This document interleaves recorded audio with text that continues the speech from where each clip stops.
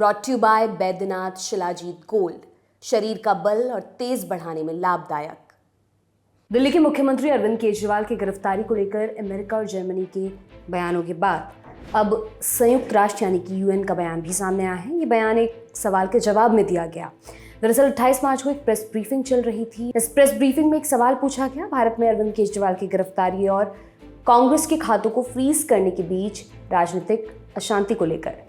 India today की report के मुताबिक संयुक्त राष्ट्र ने इसी सवाल के जवाब में भारत और अन्य देश जहां चुनाव है वहां के लोगों के राजनीतिक और नागरिक अधिकारों की सुरक्षा की उम्मीद जताई। संयुक्त राष्ट्र महासचिव एंटोनियो गुटेरेस के प्रवक्ता स्टीफन डुजारिक ने कहा, हमें बहुत उम्मीद है कि भारत में जैसे कि चुनाव वाले किसी भी देश में होता है, सभी के अधिकारों के साथ साथ राजनीतिक और नागरिक अधिकार भी सुरक्षित होंगे और हर व्यक्ति स्वतंत्र और निष्पक्ष माहौल में मतदान करने में सक्षम होगा। इससे पहले अमेरिकी विदेश मंत्रालय की प्रेस कॉन्फ्रेंस में अरविंद केजरीवाल की गिरफ्तारी से जुड़ा सवाल पूछा गया था, जिस पर प्रवक्ता मैथ्यू मिलर ने जवाब दिया था कि मामले पर हमारी नज़र बनी हुई है, हमारी उम्मीद है इसमें निष्पक्ष, पारदर्शी और समय संगत कानूनी प्रक्रिया का पालन होगा।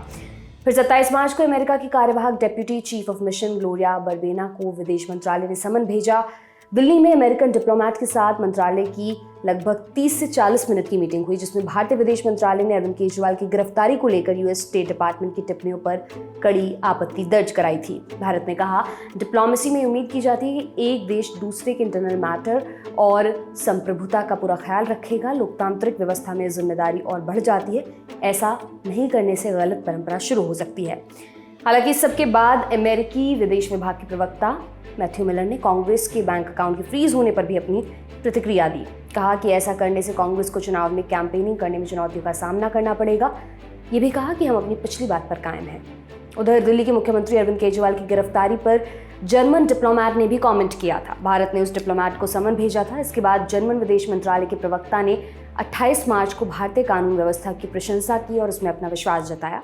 इंडिया टुडे से जुड़ी गीता मोहन की एक रिपोर्ट के मुताबिक जर्मन विदेश मंत्रालय ने भारत को एशिया में एक महत्वपूर्ण साझेदार बताया। उन्होंने कहा कि वो खुद भारत में तैनात रहे, इसलिए इस बात को अपने नजरिए से कह सकते हैं कि भारतीय संविधान मौलिक मानवीय मूल्यों और स्वतंत्रता की गारंटी देता है और जर्मनी एशिया में भारत के साथ एक जरूरी पार्टनर के रूप में इन लोकतांत्रिक मूल्यों को साझा करता है। उन्होंने आगे कहा कि इस विषय पर इससे पहले विदेश मंत्रालय के साथ बातचीत की गई। जर्मन मंत्रालय ने इस बात पर जोर देकर कहा कि भारत और जर्मनी एक दूसरे के सहयोगी बनकर एक साथ भरोसे का माहौल बनाने में विश्वास रखते हैं। हालांकि इन टिप्पणियों पर अमेरिकी और जर्मन राजनयिकों के खिलाफ कार्रवाई पर कोई बातचीत नहीं की गई। जर्मन विदेश मंत्रालय के प्रवक्ता ने कहा कि वो गोपनीय और आंतरिक चर्चाओं के बारे में बात नहीं कर पाएंगे। इससे पहले 23 मार्च को विदेश मामलों के प्रवक्ता ने उम्मीद जताई थी कि केजरीवाल मामले में न्यायपालिका की स्वतंत्रता और बुनियादी लोकतांत्रिक सिद्धांतों का पालन किया जाएगा। उन्होंने कहा था कि आरोपों का सामना करने वाले किसी भी इंसान की तरह केजरीवाल निष्पक्ष सुनवाई के हकदार हैं। बिना किसी प्रतिबंध के कानून में उपलब्ध सभी तरीकों का उपयोग किया जाना चाहिए। उधर न्यूज एजेंसी पीटीआई की एक रिपोर्ट के मुताबिक भारत के उपराष्ट्रपति जगदीप धनखड़ ने 28 मार्च को दुनिया के लोगों द्वारा भारत को उसके न्यायिक तंत्र पर लेक्चर देने की कोशिश पर आपत्ति जताई। ये टिप्पणी ईडी द्वारा दिल्ली के मुख्यमंत्री अरविंद केजरीवाल की गिरफ्तारी पर अमेरिका और जर्मनी के बयानों के मद्देनजर आई है। वे बार एसोसिएशन द्वारा आयोजित एक कार्यक्रम को संबोधित कर रहे थे। उपराष्ट्रपति ने दिल्ली शराब घोटाले से जुड़े केस का जिक्र किए बिना कहा कि भारत में एक मजबूत न्यायिक तंत्र है। भारतीय न्यायपालिका निष्पक्ष, स्वतंत्र और हमेशा तैयार है। आपको बता दें कि दिल्ली के कथित शराब घोटाले मामले में आम आदमी पार्टी के प्रमुख अरविंद केजरीवाल को प्रवर्तन निदेशालय ने 21 मार्च को गिरफ्तार किया था। इस मामले में 8 मार्च को राउल्स एवेन्यू कोर्ट में हुई सुनवाई के बाद अरविंद केजरीवाल को राहत नहीं मिली।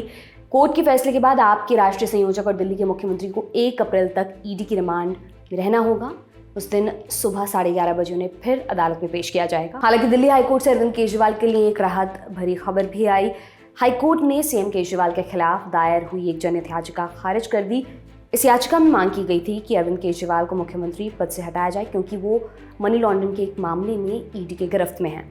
लेकिन कार्यवाहक मुख्य न्यायाधीश मनमोहन की अध्यक्षता वाली बेंच ने इस मुद्दे पर टिप्पणी करने से इनकार कर दिया और कहा कि ये न्यायिक हस्तक्षेप के दायरे से बाहर है। इस खबर पर आपके क्या विचार हैं, हमें कमेंट बॉक्स में जरूर बताएं। मेरा नाम दिव्यांशी सुमराव है। देखते रहिए दी लल्लन टॉपर पर। शुक्रिया।